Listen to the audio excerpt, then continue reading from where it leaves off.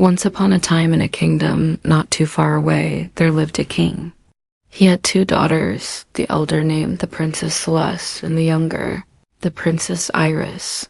They were known throughout the land for their grace, kindness, and beauty. But most of all, they loved to dance. Every night before bed, they would twirl and leap in their nightgowns under the soft glow of the moon, dreaming of one day dancing at the royal ball. Now, the king, being a rather overprotective father, was not too keen on his daughters dancing in their nightgowns. "What if you were to hurt yourselves?" he'd say, shaking his head at the thought of it. But the princesses, being clever and nimble, would simply dance more carefully. One day, the king received an invitation to the royal ball at the neighboring kingdom. The princesses' eyes sparkled with excitement. This was their chance to show off their dancing. But once again, their father's protective instincts kicked in. "I'm afraid I can't let you go," he said, frowning. "It's simply too dangerous for you."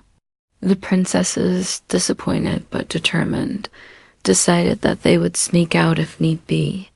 That night, after the king had retired to his room, the princesses got ready for the ball. They slipped into their finest dresses, put on their dancing shoes, and did their makeup. Then, as the clock chimed midnight, they raced out of the castle, eager to reach the ball before being noticed.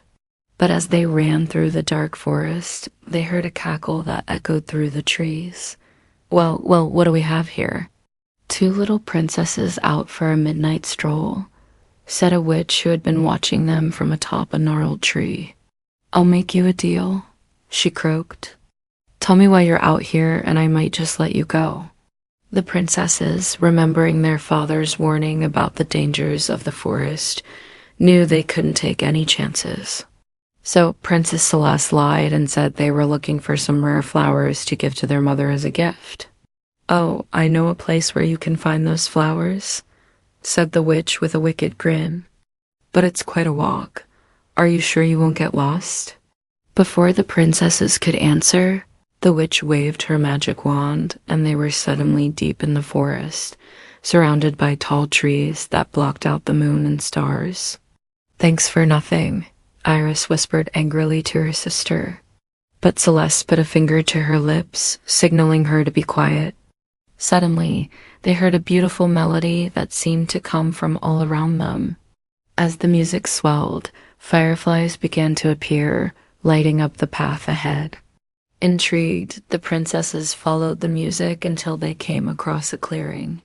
In the center was a magnificent sight, a ring of mushrooms that glowed with an ethereal light.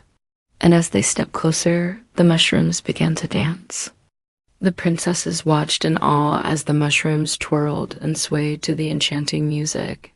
Then, as if beckoning them to join in, the dancing mushrooms parted ways, revealing a beautiful gown made of flower petals. Without hesitation, the princesses slipped into the dress. It fit perfectly. Then, as if by magic, shoes appeared on their feet, along with matching bags and parasols. Just then, a handsome prince appeared at the edge of the clearing. He, too, was dressed in clothes made of flowers. "Greetings, princesses," he said. "May I have this dance?" The princesses, feeling as if they had just woken up from a wonderful dream, found themselves suddenly in the grand ballroom of the neighboring kingdom. The prince had changed into fine clothes and was offering them his arm. "Care to dance with me?" he asked. The princesses, still in their flower petal gowns, blushed and nodded. They danced with the prince until the first rays of sunlight peeked through the windows. Then, as quickly as they had arrived, they were back in the forest, the flower dress gone, and only the memory of the magical night remaining. They raced home, arriving just as the sun began to rise. When their father saw that they had returned, his worry turned to anger. But when he noticed their tearful eyes and heard their tale, his heart melted. He realized that trying to keep his daughters from experiencing life would only cause them to rebel more. From that day on, the princesses were allowed to dance in their nightgowns whenever they pleased. And every year on the anniversary of the magic night of the dancing princesses, fireflies would appear in the royal ballroom, reminding everyone of the night the princesses danced with the mushrooms and the handsome prince. The end. Please subscribe to StoryVD. Thank you very much.